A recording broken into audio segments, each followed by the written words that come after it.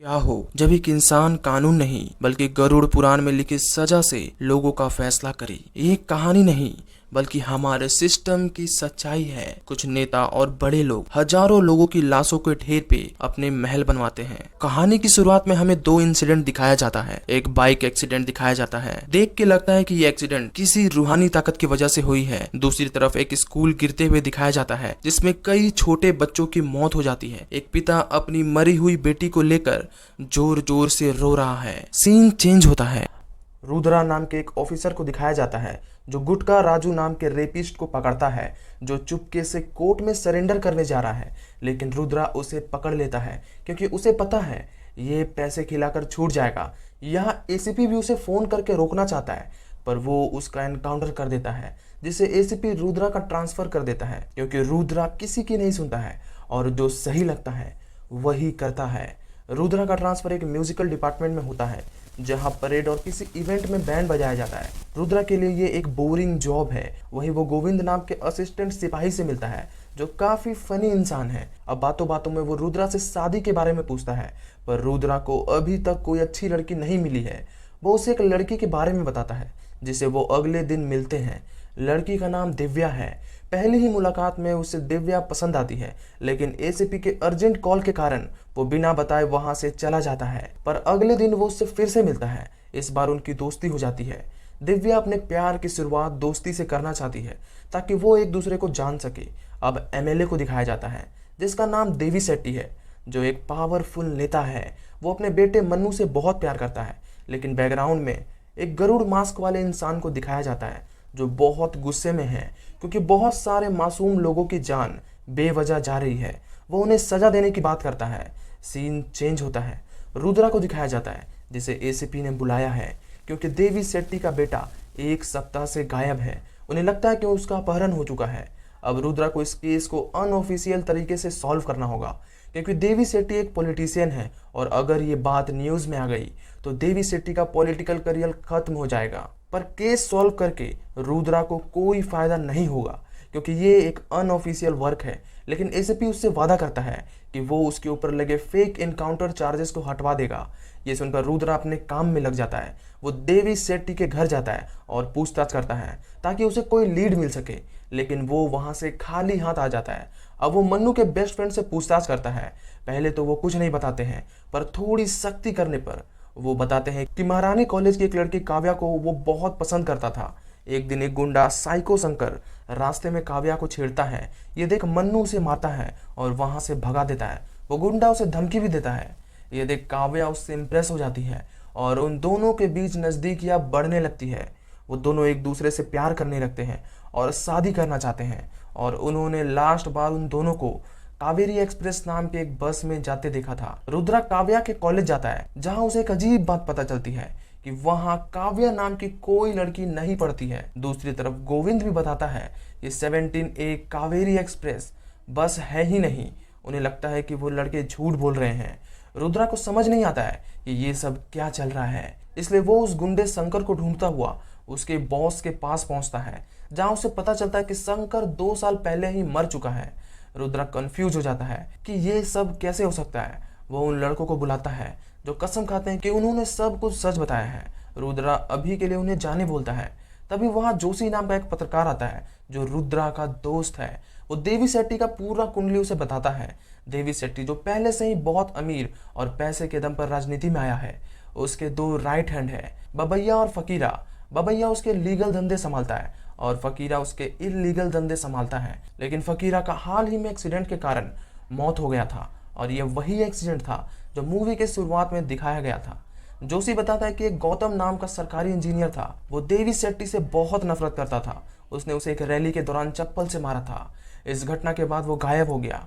रुद्रा को गौतम पे डाउट होता है, इसलिए वो गौतम का पता लगवाता है और जल्द ही पता चल जाता है कि वो अपने गाँव में रहता है। रुद्रा तुरंत उसके गाँव पहुंचता है। गाँव में पूछते हुए वो गौतम के घर पहुंचता है जहां गौतम से बात करके उसे समझ आ जाता है कि ये अपराधी नहीं है बल्कि एक ईमानदार इंसान है, क्योंकि वो उसके इलीगल प्रोजेक्ट को पास नहीं करता है बल्कि उसके इस घोटाले को सबके सामने लाना चाहता था। पर उसके आदमियों ने उसे झूठे घूस के केस में फंसवा दिया, यहाँ तक कि सबूत बचा ना रहे, इसलिए पूरे ऑफिस को आग लगा दिया। ये सब गौतम को अंदर तक झंझोड़ के रख देता है। एक आम आदमी होने के कारण वो देवी शेट्टी जैसे बड़े नेता का कुछ नहीं कर सकता था। यही कारण था कि वो अपने फ्रस्ट्रेशन को खत्म करने के लिए देवी शेट्टी को पब्लिक के सामने चप्पल से मारा था और इसके बाद वो हमेशा के लिए अपने गांव आ गया। अब रुद्रा वहां से निकल जाता है। तभी गोविंद उसे बताता है कि उसे बस के बारे में कुछ पता चला है। वो बीएमटीसी ऑफिस पहुंचता है जहां उसे बेहद ही चौंकाने वाली बात पता चलती है। दरअसल कावेरी एक्सप्रेस नाम की बस थी, लेकिन 25 साल पहले उसे बंद कर दिया गया था।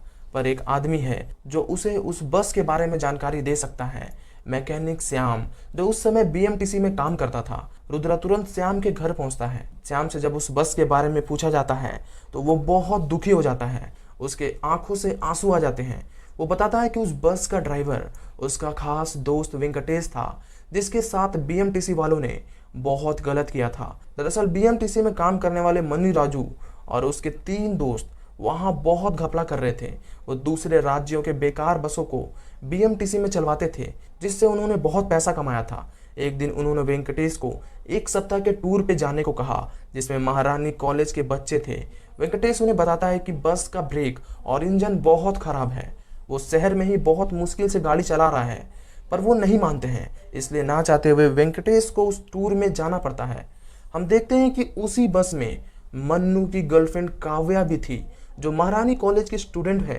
पर वो आज 25 साल बाद मन्नू की गर्लफ्रेंड कैसे बनी, जबकि वो तो मर चुकी है? इसका जवाब हमें कहानी के अंत में मिलेगा। रात के अंधेरे में वेंकटेश किसी तरह गाड़ी चला रहा होता है कि तभी बस का ब्रेक फेल हो जाता है, जिससे उस बस में मौजूद सभी बच्चे और वेंकटेश की मौत हो जाती है।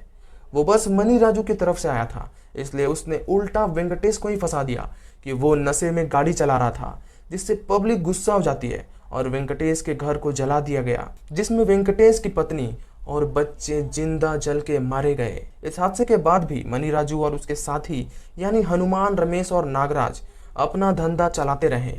एक दिन उस डिपो के मैनेजर को उनके स्कैम के बारे में पता चल गया और उसने उन चारों के ऊपर केस कर दिया। मनी राजू और उसके दोस्त ने गुस्से में आकर उस मैनेजर को भी मार दिया, जिसके बाद उन्हें जेल हो गई। पर 2 महीने में वो बेल पे छूट गए, जिसके बाद उन्होंने अपना नाम बदल लिया। जैसे रमेश बन गया रमन्ना, हनुमान ने नाम बदलकर सुलेमान रख लिया। पर कुछ दिन पहले नागराज की रहस्यमय तरीके से मौत हो गई। श्याम रुद्रा को एक फोटो देता है जिसमें रमेश, हनुमान और नागराज है। उसके पास मनी राजू का कोई फोटो नहीं है या नहीं मिल रहा है। अब रुद्रा उन तीनों को ढूंढने में लग जाता है। पर जैसे ही वो रमन्ना के घर पहुंचता है तो देखता है सभी उसके घर की तरफ भाग रहे हैं। पूछने पर पता चलता है कि रमन्ना ने अभी अभी सुसाइड कर लिया है। अब वो सुलेमान के पास जाता है, जो शिपिंग का काम कर रहा है। एक आदमी सुलेमान को खबर देता है कि पुलिस उसे ढूंढ रही है।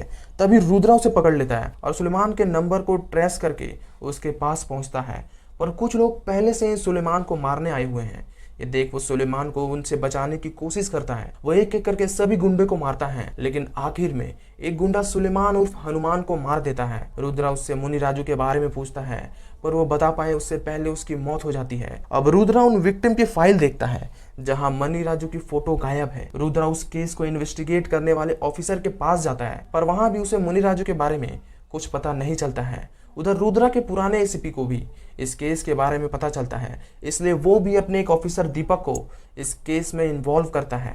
वो भी अपने काम में लग जाता है। उधर रात में देवी शेट्टी को एक वीडियो मैसेज आता है जिसमें उसके बेटे को एक गोले में रखा गया है, मानो उसके ऊपर कोई रिचुअल किया जा रहा है।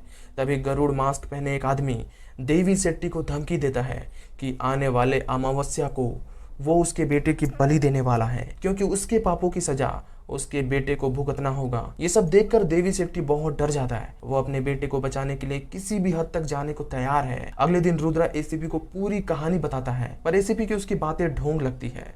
उधर दीपक जो इस केस को हैंडल कर रहा है, उसे गौरी नाम की एक जर्नलिस्ट मिलती है जो बताती है कि रुद्रा एक करप्ट ऑफिसर है जो देवी शेट्टी से पैसा खाकर उसे बचा रहा है। दीपक केस से भटक जाता है और रुद्रा के पीछे पड़ जाता है, यहाँ तक कि वो दिव्या से रुद्रा के बारे में पूछता है, क्योंकि दिव्या को रुद्रा के बारे में कुछ नहीं पता है, क्योंकि उसने आज तक उसे अपनी फैमिली से नहीं मिलवाया है। दिव्या भी सोच में पड़ जाती है। अब दीपक के हाथ एक कॉल रिकॉर्डिंग पड़ती है जिसमें कोई देवी शेट्टी से उसके बेटे को छोड़ने के लिए पैसे मांग रहा है और वो पैसे उसकी वाइफ को लेके आने को बोलता है। दीपक उसकी वाइफ का पीछा करता है जो एक ट्रेन से पैसे लेकर जा रही है। तभी उसकी वाइफ को किडनैपर का फोन आता है जो उसे पैसे बाहर फेंकने बोलता है।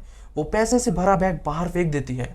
अब ये बात देवी सेट्टी को पता चल जाती है और उसे किडनैपर्स का फोन आता है कि उसने पुलिस को बीच में लाकर अपने बेटे को मौत के मुंह में धकेल दिया है। इस बात से देवी सेट्टी एसीपी को फोन करके धमकाने लगता है। एसीपी बताता है कि एसीपी नारायण भी इस केस को सीक्रेटली हैंडल कर रहा है और उसी ने ट्रेन में पुलिस को भेजा था। ये सुनकर देवी सेट्टी एसीपी नारायण को धमकी देता है कि अगर उसके बेटे को कुछ हुआ तो वो उसे छोड़ेगा नहीं। अब दोनों एसीपी डीजीपी के सामने लड़ने लगते हैं क्योंकि वो दोनों एक दूसरे के केस में घुस रहे हैं। डीजीपी एसीपी नारायण को ये केस हैंडल करने को बोलता है और रुद्रा को केस से हटा देता है, पर रुद्रा केस सौंपने से पहले एसीपी नारायण को पूरी बात बताता है कि कैसे इस केस में एक 25 साल पुराना बस एक्सीडेंट जुड़ा है। एसीपी को उसकी बातों पर यकीन नहीं होता है, इसलिए रुद्रा मन्नू के फ्रेंड्स को बुलाता है और उस बस एक्सीडेंट पे मारे गए बच्चों की फोटो दिखाता है जिसमें काव्या भी है। दोनों लड़के काव्या को पहचान लेते हैं और बताते हैं कि यही मन्नू की गर्लफ्रेंड है। अब रुद्रा एसपी को 25 साल पुरानी अखबार दिखाता है जिसमें इसी एक्सीडेंट की खबर है। उसमें काव्या की फोटो भी है। अगर काव्या की मौत 25 साल पहले हुई थी तो अभी वो मन्नू की गर्लफ्रेंड कैसे बन गई? एसीपी का दिमाग भी चकरा जाता है। वो रुद्रा को केस सॉल्व करने की जिम्मेदारी देता है। अब अगले दिन देवी सेट्टी के घर एक पार्सल आता है जिसमें उसके बेटे के कपड़े हैं। ये देख उसकी माँ रोने लगती है। उसे लगता है कि वो अपना बेटा खो दी है, लेकिन तभी उस किडनैपर का फोन आता है जो बताता है कि उसका बेटा अभी भी जिंदा है। अगर वो उसके बताए हुए जगह पर अकेले आ जाएगा तो उसके बेटे को छोड़ दिया जाएगा। देवी सेट्टी तुरंत गाड़ी लेके अकेले ही निकल जाता है। अब रुद्रा को थाने से कॉल आता है कि मन्नू मिल चुका है। रुद्रा तुरंत थाने जाता है जहां मन्नू की हालत बहुत खराब है क्योंकि उसे ड्रग्स का ओवरडोज दिया गया था। वो लोग उसे हॉस्पिटल नहीं ले जा सकते हैं क्योंकि फिर मीडिया को पता चल जाएगा, इसलिए वो उसे उसके घर ले जाते हैं जहां उसका इलाज हो सके। उसके घर पहुंचकर रुद्रा देवी सेट्टी के बारे में पूछता है, लेकिन उसकी वाइफ झूठ कहती है कि वो किसी काम से बाहर गया है। रुद्रा को कुछ गड़बड़ लगती है। वो उसके फोन को ट्रेस करता है जो घर में है क्योंकि वो अपना फोन छोड़ के गया था। रुद्रा पूरी टीम के साथ मिलकर सीसीटीवी के जरिए देवी सेट्टी को खोजने की कोशिश करता है, पर तभी देवी सेट्टी की वाइफ का कॉल आता है। वो बताती है कि उसने झूठ बोला था क्योंकि वो बहुत डर गई थी। वो बताती है कि देवी सेट्टी को किडनैपर ने अकेले बुलाया है और उसके पास दूसरा फोन है। रुद्रा तुरंत उस फोन को ट्रेस करता है जो हसनपुर नाम के एरिया में है। वो तुरंत उस जगह जाता है जहां उसे पता चलता है कि देवी सेट्टी के गाड़ी का एक्सीडेंट हो गया है, पर देवी सेट्टी गायब है। पास के एक दुकान वाले से पता चलता है कि बस से उसकी टक्कर हुई थी जिसमें बच्चे थे। रुद्रा उसे वही कावेरी एक्सप्रेस बस दिखाता है। दुकान वाला बस पहचान लेता है और बताता है कि यही बस है और ड्राइवर भी यही था। अब किसी को समझ नहीं आता है कि 25 साल पुरानी बस यहाँ कैसे देखे गई। अब एसीपी रुद्रा को केस क्लोज करने को बोलता है, पर रुद्रा अभी भी देवी सेट्टी को खोजने की बात कहता है, लेकिन एसीपी केस क्लोज करके मीडिया में अनाउंस कर देता है कि देवी सेट्टी की लाश जंगली जानवर ने खा लिया है। उधर दीपक जो रुद्रा के पीछे पड़ा था वो गौरी से मिलता है और बताता है कि जब देवी सेट्टी 8 घंटे के लिए गायब था तो रुद्रा भी कहीं गायब था। उसे शक है कि रुद्रा किसी न किसी तरह से इन सब चीजों में इन्वॉल्व है, पर उसके पास रुद्रा के खिलाफ कोई सबूत नहीं है, इसलिए वो कुछ नहीं कर सकता है। पर उसे समझ नहीं आता है कि रुद्रा का देवी सेट्टी के मौत से क्या कनेक्शन है। अब हम रुद्रा को देखते हैं जो दिव्या को अपनी फैमिली से मिलवाने लाता है। यहाँ हमें पता चलता है कि रुद्रा एक अनाथ है। उसे एक बाबा ने अपने अनाथ आश्रम में रखा था जहाँ बहुत सारे लोग हैं, उसी में जर्नलिस्ट गौरी भी है। यहाँ खुलते हैं असली राज। फ्लैशबैक में दिखाया जाता है कि देवी सेट्टी उस जगह पहुंचता है जहां किडनैपर ने उसे बुलाया था। किडनैपर और कोई नहीं बल्कि रुद्रा ही है। रुद्रा देवी सेट्टी को उसके किए गए कर्मों की सजा देना चाहता है, वो भी गरुड़ पुराण में लिखे सजा से, जैसे नर्क में दिया जाता है। दरअसल ये बस वाली पूरी कहानी झूठी थी क्योंकि रुद्रा और कोई नहीं बल्कि वेंकटेश का ही बेटा था जिसके पिता को झूठ बोलकर मारा। उसके भाई और माँ को जिंदा जला दिया गया। किसी तरह से वो बच गया और तब से रुद्रा ने देवी सेट्टी को मारने का प्लानिंग बना लिया था। देवी सेट्टी ही मुनि राजू था। देवी सेट्टी की मौत में उस पिता का भी हाथ था जिसने स्कूल के गिरने से अपनी बेटी को खोया था, क्योंकि वो स्कूल देवी सेट्टी नहीं बनवाया था। पैसे खाने के लिए उसने खराब मटेरियल यूज किया। उधर गौरी जानबूझकर दीपक के पास गई थी ताकि उसका ध्यान केस से भटका सके। मनु के दोस्त भी रुद्रा के कहने पर झूठा बयान दिए थे। आखिर में रुद्रा देवी सेट्टी को खत्म कर देता है जिससे उसका और कई लाचार लोगों का बदला पूरा होता है।